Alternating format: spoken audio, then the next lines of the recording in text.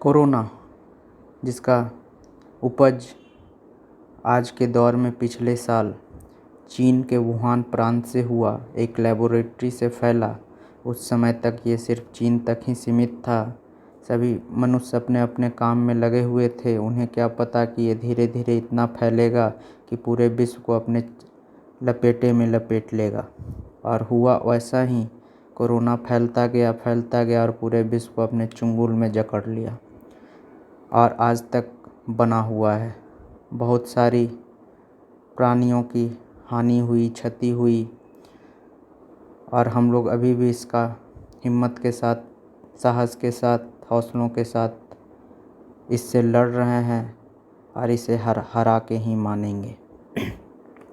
तो अगर इसकी बात की जाए तो कोविड, इसकी उत्पत्ति 1930 में हुई थी, लेकिन उस समय इतना जागरूकता नहीं होने के कारण, ये इतनी विज्ञान और प्रौद्योगिकी का विकास नहीं होने के कारण हम लोग को पता नहीं चला। इसका सबसे पहले रिपोर्ट आया था एक मुर्गी में 1930 में, जिसे श्वसन प्रणाली में दिक्कत हुई। फिर इसका 1940 या 45 में फिर एक बार एक आदमी को दिक्कत हुई, तो उस समय इसका नामकरण, इसके बारे में उतनी चर्च नहीं की गई, तो ये दब गया। लेकिन इस बार इतने भयंकर रूप में आया कि ये सभी पे अपना छाप छोड़ गया। सभी समाज, सभी परिवार, सभी देश, पूरे विश्व में कह सकते हैं।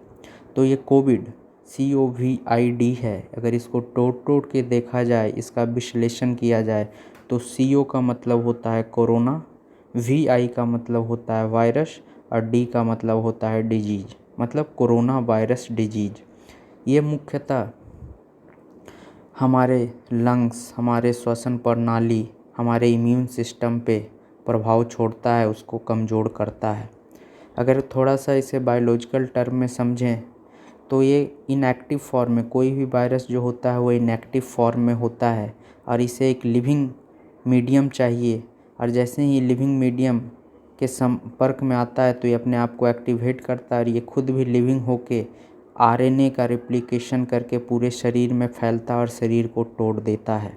और अगर सही से ध्यान नहीं रखा जाए तो आदमी की जान चली जाती है। आज के दौर में इसी से पूरा विश्व में त्राहिमाम मचा हुआ है।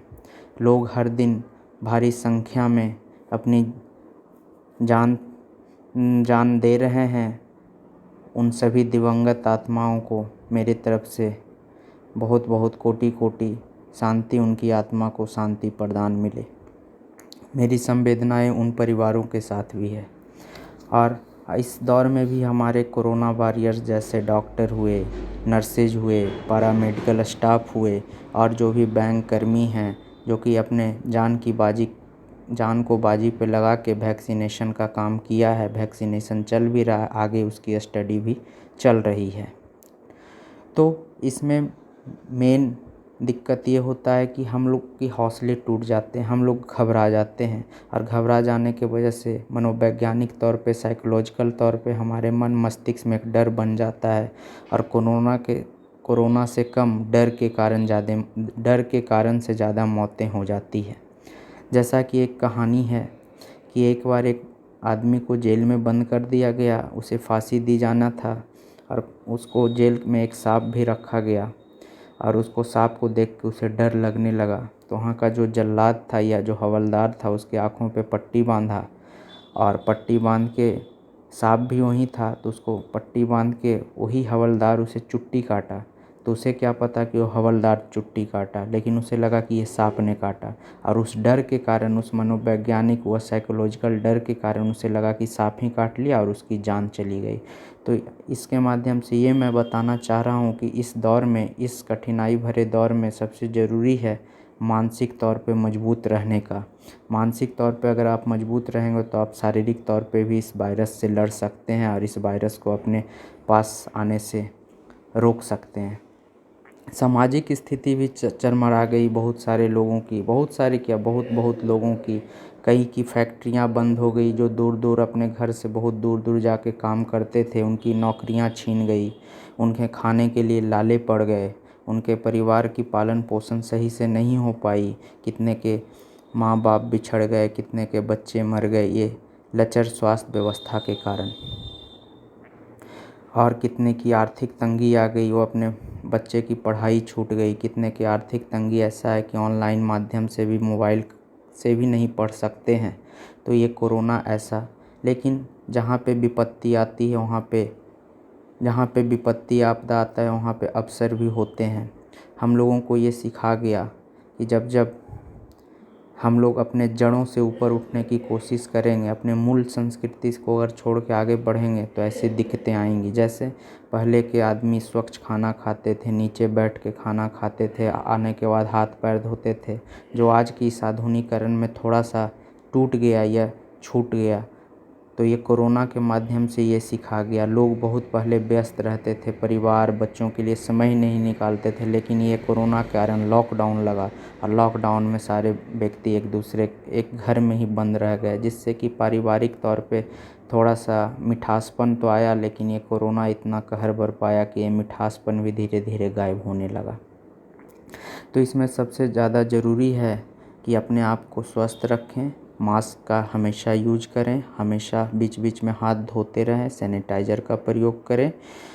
ज़्यादा बहुत अति आवश्यक हो तभी घर से बाहर निकलें, बिना कोई काम के घर से बाहर ना निकलें। समाज में ही रहें, समाज के सारे लोगों को एक दूसरे से बात करें, हौसला बढ़ाएं, लेकिन ज़्यादा घुलना मिलना नहीं है। हमारी जो संस्कृति है हाथ जोड़कर प्रणाम करने की, नमस्ते करने की, उसे अपनाएं। ये भी बता गया। और प्रकृति आज जो इतनी प्रदूषित या गंदगी फैल गई थी इस वातावरण में, तो एक तरह से ये भी कह सकते हैं कि ये प्रकृति अपने आप को स्वच्छ करने के लिए, जब आदमी ज़्यादा अति करने लगता है तो उसको शांत करने के लिए प्रकृति एक तरह से बदला लिया इस वायरस को लाकर।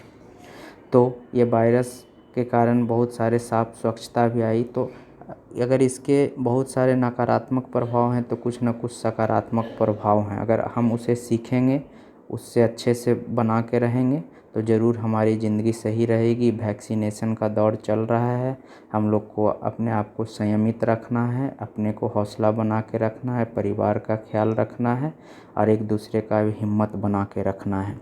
तो इसी हिम्मत एवं हौसलों को बढ़ाने के लिए मैं कुछ पंक्तियों के माध्यम से सभी लोगों का हौसला बढ़ाना चाहता हूँ। और ये पंक्तियाँ इस तरह हैं। लौट आएंगी खुशियाँ, अभी गमों का शोर है। लौट आएंगी खुशियाँ, अभी गमों का शोर है। ज़रा संभल कर रहना मेरे दोस्तों, अभी इम्तिहान का दौर है। खैरियत से हूँ मैं अपने शहर में, तुम भी अपने शहर में हिफाजत से रहना। किसी का हाथ ना छूना, पर किसी का साथ भी ना छोड़ना। कुछ सब्र रखो, ये वक्त भी बीत जाएगा। खुशियों से जीने का फिर वो पुराना दौर आएगा। खुशियों से जीने का फिर वो पुराना दौर आएगा। तो इसके माध्यम से ये मैं कहना चाहता हूँ कि अभी थोड़ा सा अपने आप पे बंदिशें लगा के रखें। जैसे पहली लहर ख़त्म हुई तो हम लोगों ने सोचा कि अब कोरोना चला गया, हम लोग लापरवाह हो गए, मास्क भी नहीं लगाते थे, ना सैनिटाइज़र का प्रयोग। तो ये पंक्तियों के माध्यम से ही निकलता है कि अभी संयमित रहना है, बाहर का खाना ज़्यादा नहीं खाना है, जितना हो सके इम्यूनिटी पावर को स्ट्रॉन्ग करना है, उस तरह का भोजन खाना है और अपने आप को मानसिक तौर पे, शारीरिक तौर पे मजबूत रखना है।